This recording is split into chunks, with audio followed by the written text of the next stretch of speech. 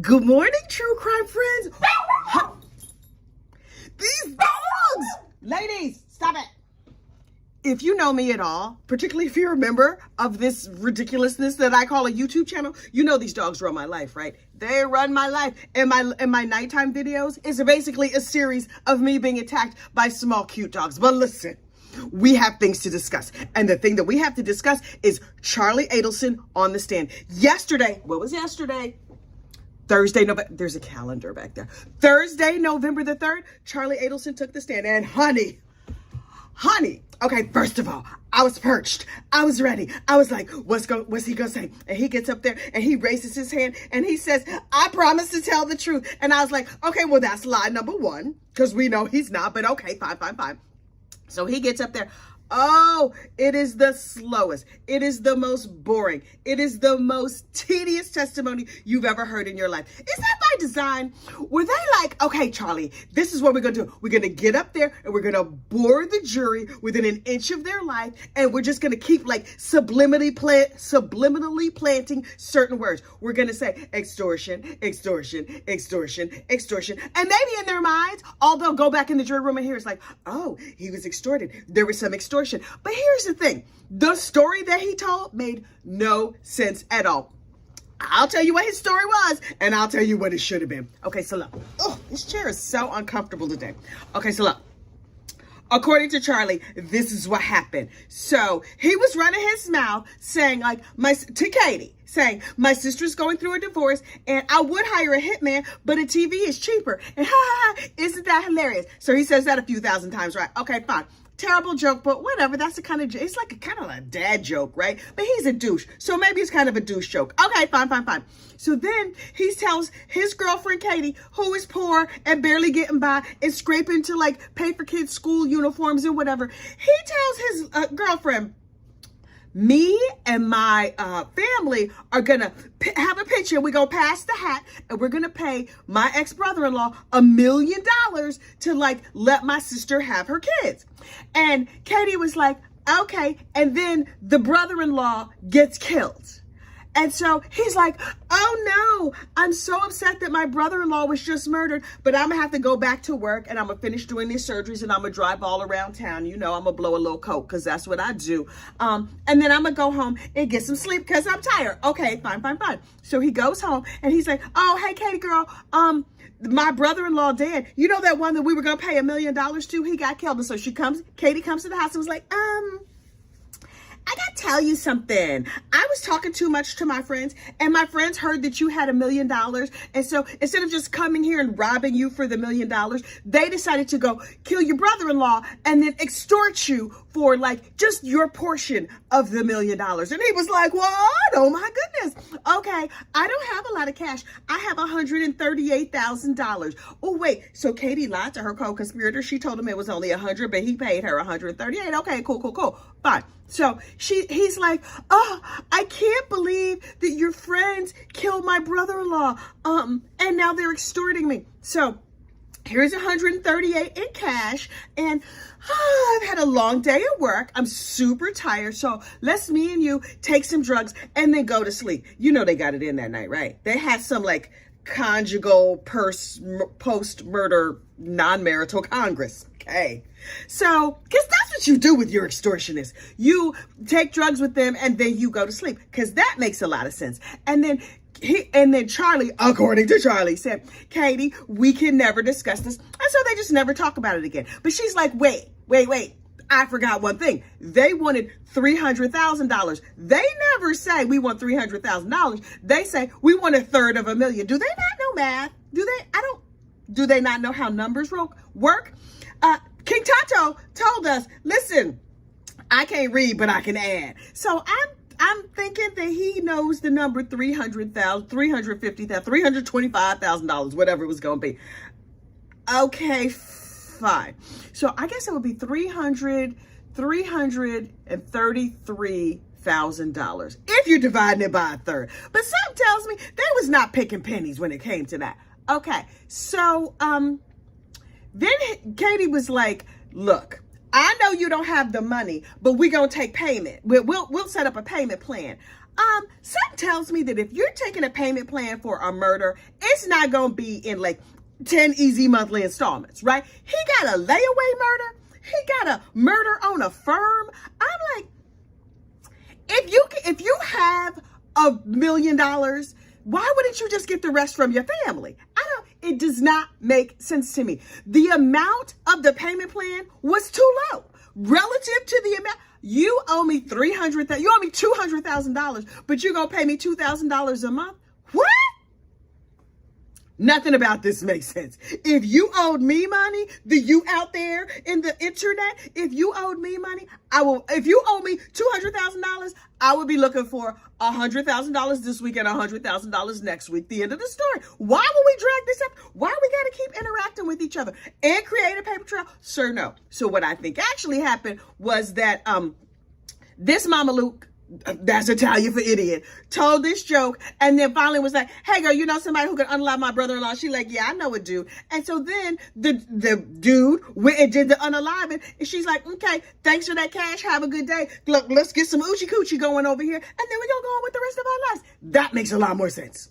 Clean, simple, easy. But Charlie Adelson got up on that stand and tested all of our patience and tested all of our endurance with that long and slow and boring direct examination.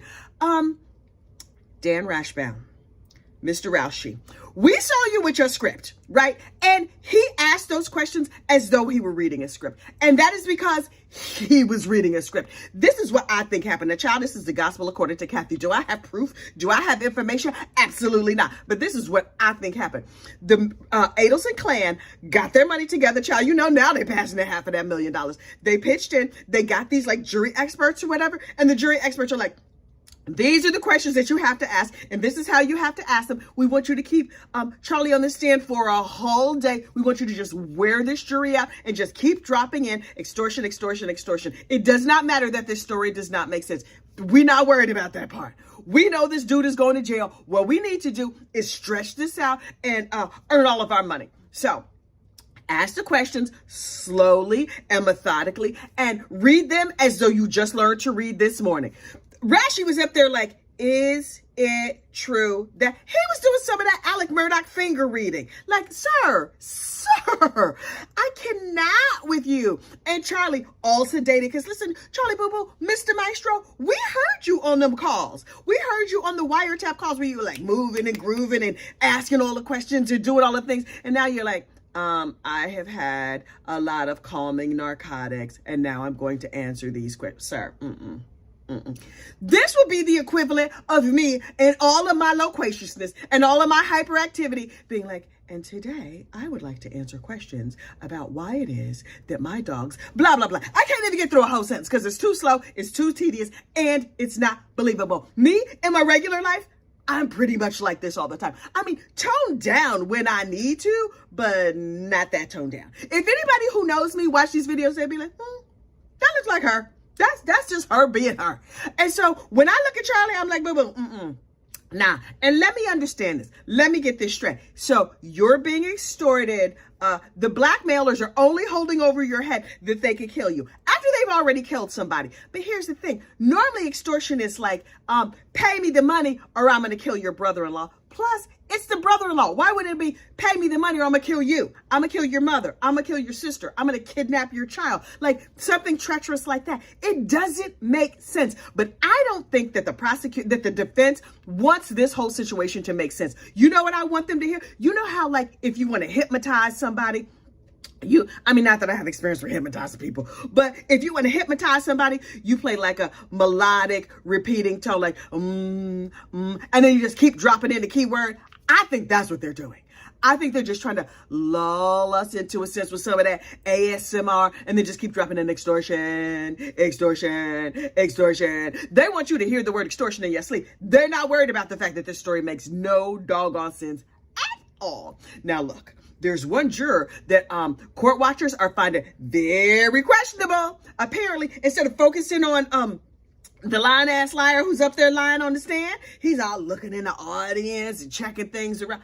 Sir, I'm going to need you to focus. But maybe he's looking around. He's like, what is Brandy Churchwell? Is that Brandy Churchwell in the audience? What's she wearing today? Oh, I love her hair. Those curls. How'd she get her hair curly like that? Maybe that's what he's looking for. Maybe he's looking for Ruth Markel. Maybe he wants to see her face. Because what I'm hearing is that most of the jury is focused on Charlie or just looking down. Like, oh, we've seen this. I've had lunch. I didn't have enough coffee. Oh my God, this man is boring me within an inch of my life. And in the words of the great philosopher, Brandy Churchwell, child, today, the devil, Charlie Adelson, got to get down with Miss Georgia. So look, Georgia, in my opinion, is going to rip this boy to shreds in a few short hours. Because while rashing him, he got his whole big script that took all day.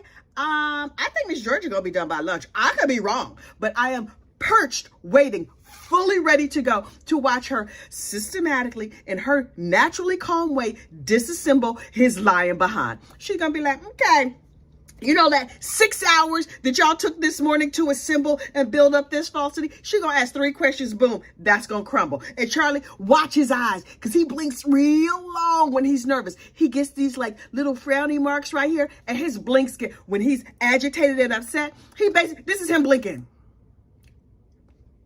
Because it's a situation. You remember how Alex Murdoch, you would say, Alex, did you kill your son? And he would say, absolutely not. This is Charlie. Charlie, did you make up this mess?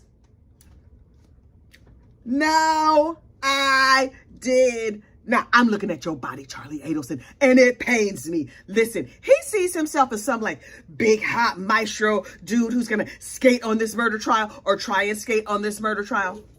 Sir, I see you as a fleshy middle-aged dentist who's bound to go to jail where you have badmouthed the Latin kings, who I guarantee you, no matter what prison you go to, they reign as supreme and you are not. I mean, listen, I could be wrong. I don't know that much about prison. Maybe there's like a big tribe of criminal Jewish professionals who are middle-aged and fleshy, who know how to fix teeth, who are gonna be there and have your back. Now listen, it is my understanding, based on watching Orange is the New Black, I also read the book, that people divide themselves up by like race or age or other demographics. What is his demographic? The douchebag demographic got to be strong in that prison. I would imagine most people similar to him are in white-collar prison for financial crimes. But sir, Mr. Charlie, you should have just gone to the IRS. Hello, IRS, here are all the ways that I'm hiding money. Can you please take me into federal custody, please? And thank you. He should have gone to the feds. He's rolling the dice on this state prison. Sir, this not gonna go good for you. Y'all know I don't talk my throat dry, right? The normally loquacious Charles Adelson, on that front, I relate. I have a couple of words. I say things. Oh, Lord, I almost choked myself to death. Tina Turner, can you help me? Anyway, you know, in times of trouble, we call on Tina. Tina gonna bring us through. We have a little talk with Tina, and it all gets better. But look, I gotta make sure Tina stays in her shot. She needs like a pin light shining on her, so we recognize the brilliance and greatness that is Tina Turner. So look, today, we are back in court. Today, I am there with y'all. I am perched. I am over in Brandy Churchwell's chat over there on the 13th. Your Brandy is feet in the street. She's live in Tallahassee in the courthouse. Jessica for Justice is over there. Man in the, what do you call it? Man in her live stream. And I will be there watching. Is Jessica? Is her cats? Look. I got a little stuffed kitty. Maybe I'll take my kitty and we will just sit there and work together. I don't have a cat because I'm allergic, so I had to make myself a pom-pom kitty chow. It's the best I could do. Also, I've been crocheting chickens. I have not been crocheting chickens. I have been knitting chickens, and I've knitted a lot of chickens. So I'm gonna drop some chickens in the mail today to my true crime friends who are like members of the channel and whatever. We talked about it before. Just watch some of the old videos. You'll see the chicken. But I'm going to post a picture of the chickens. Me and the true crime chickens, we all going to be perched and pecking at the ground like, get them, Georgia, get them, get them. Okay, so look, y'all have a great true crime day. Please do not commit any crime. You don't want me up here on the YouTube talking about you, because you know I will be, right?